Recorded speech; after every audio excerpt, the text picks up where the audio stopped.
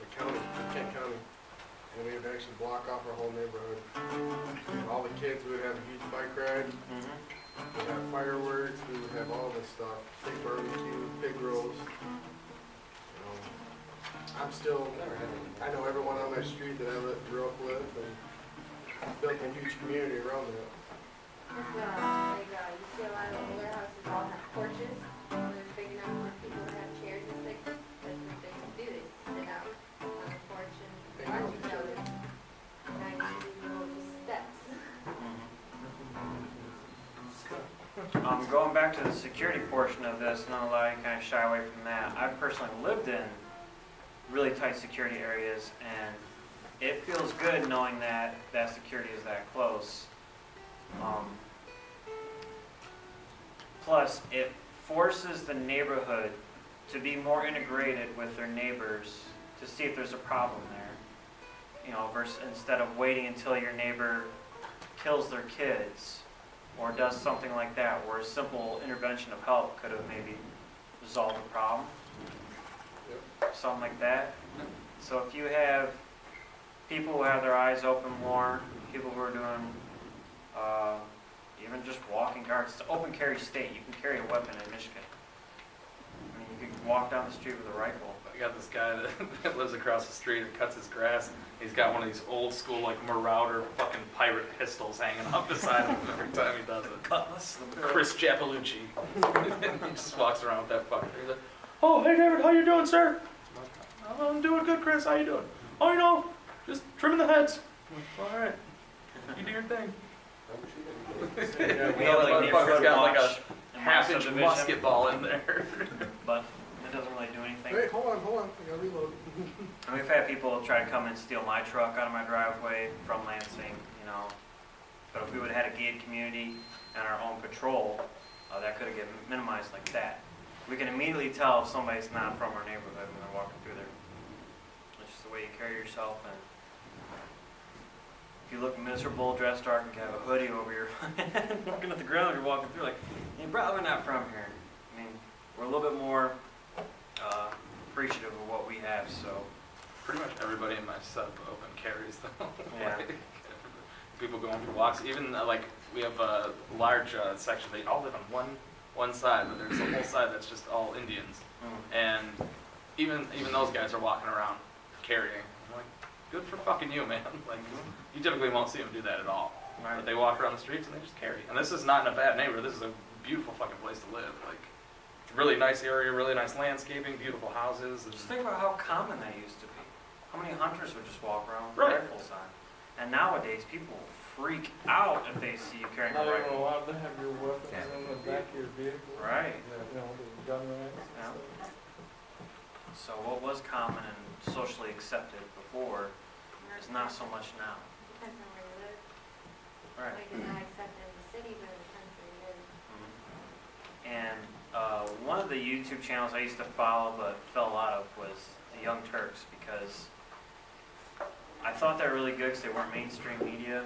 But then when they started to become biased and started saying how bad cops were and just bashing cops over and over and over, and I even left comments and stuff back, but that's about pointless. Have you ever tried doing that on YouTube? Leave a comment. oh yeah, You'll get Everybody annihilated back by 13-year-olds and stuff. It's like, just Fucking, erase my comment. I don't want to hear just, anymore. Woodward left this like really well written, eloquently spoken comment on this page, on a political page, and it had like 900 some likes on it and like 1,000 shares, and then he started getting death threats and stuff, and he had to shut down his Facebook and like, Yeah, crazy.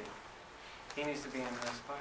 Oh, yeah, Woodward. that kid's a fucking genius, man. He's got a hard time talking, he's got social anxiety and I the love speech seeing his- problem, but If you have him on when that kid Facebook, starts he writing, has dude, nothing- Soldiers, he's your soldier, right? Yeah, he has nothing but like very heartfelt sayings. Call him in here, because I'd love to hear what that brain's racking up. he won't be able to talk about He it. won't talk. That's fine. He's a He writer. can come in here and just sit and He listen. can write about it. Okay. Like if you were to read some of the stuff he wrote before he had to shut down his first Facebook, like holy Oh, yeah. shit, dude, it was And that unbelievably was, good. that was before he opened up to us, because like, Yeah. when we, like for my first year, because we came in about the same time, he was just Quiet. Quiet. just Burning dipsticks. didn't say anything. Now I tried so hard to Jamie get him to stuff talk, and is he just cute. couldn't. But that's just how he is. He's got social anxiety. You just gotta get used to it. And now he'll make like fucking like butt sex jokes with me and shit. Like, Yeah, it took him about a year and a Once you're at that half. level, you're good. It fucking came out of nowhere. All right, another section of my community block there is contribution. We also on my neighborhood Facebook page, we'll just have stuff that we don't need anymore. Like, I got this, if you want it, come get it. You know, so that's a way of exchanging stuff we already have, so we don't have to pay for it from a company. We already have it, there's no need to waste. We have a free school. Yep, there's free stores, and that's another thing Outpost Military Housing does, is they have a, what's it called? Oh, yeah. I know what you're talking about. It's just stuff where you can go pick up, simple supplies for your house and stuff that's being provided, like stuff to grow your garden, flowers and stuff. You can rent tools from there or do stuff like that. You know, It's only sometimes for they'll have light bulbs or air filters. If you Yeah. get off post, you don't get the video. Right. And then with that, the last section is supply. So we have to learn how to create some of our own needs.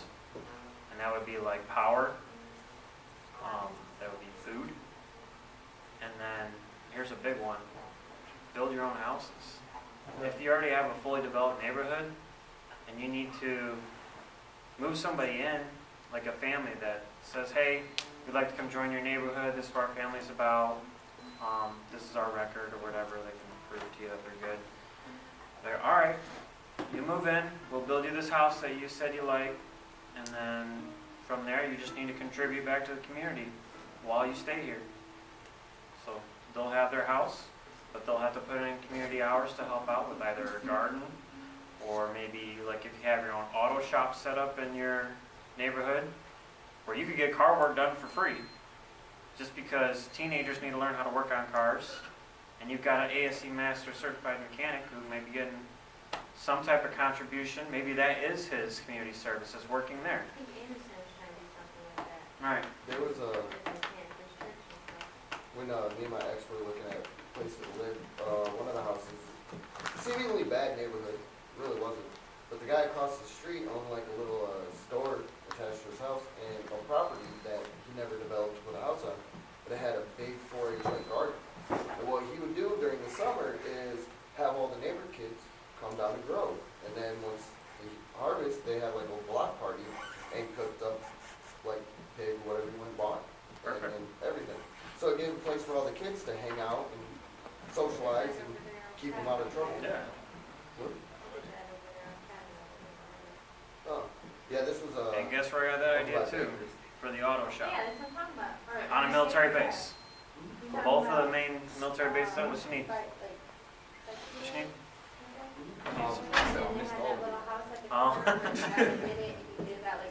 The military, two main military bases I lived on from active duty, they both had auto shops where you could go in and work on your vehicle. You did have to pay for the rental time, just for the shop. It was like $7 an hour, the last one I used. And you can use all their tools that they have. You get to use their lift, their air power, everything they got.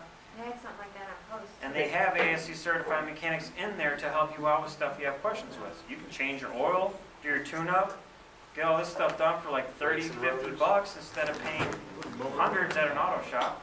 yeah, I usually do my own brakes and rotors, and Yeah. it usually costs me about $90 to do front and back brakes and rotors with my discounts. But I didn't have time to do it, and I didn't have a lift, so I just fucking went and got it done. It was $400.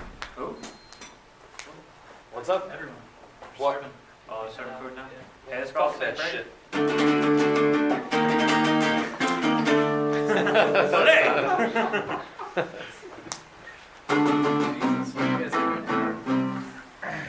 I don't know, but you're on YouTube, so congratulations.